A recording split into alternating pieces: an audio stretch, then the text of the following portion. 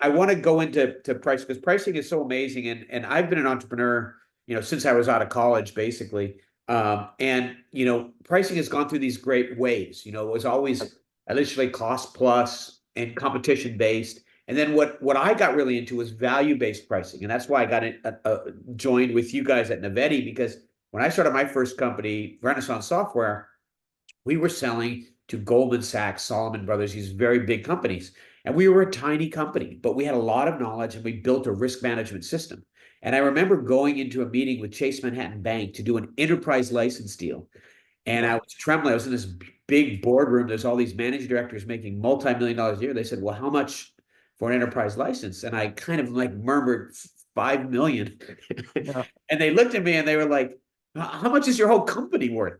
But I Yeah. stayed strong because I knew they had a $1 trillion derivatives book and Yes. that we're going to use our system. If the error was even 10 basis points, that itself would be $10 million.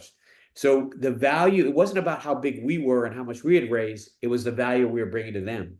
And I All thought about you value. guys rode that trend very well with Navetti. And then you got into what I'd call the data-driven Yeah.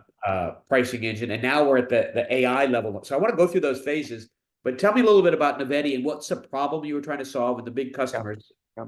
No, but I think you explain it very well. When we started out, now we're talking a few years back or a couple of decades back, pricing, Warren Buffett understood the power of pricing, and you can read his quote. It's pricing power is one of the most important things to evaluate when you evaluate the company. So he understood it, Yes, but yes. not so many did. Not so many did. So it was more an administrative task. It was managed in Excel or spreadsheets.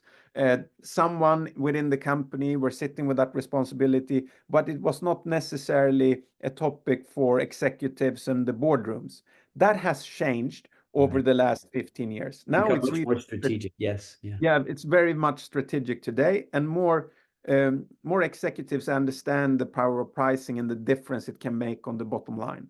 But Yeah. when we came in, we basically articulated the power of pricing and we helped them quantify what small changes in price can have a tremendous impact on the bottom line.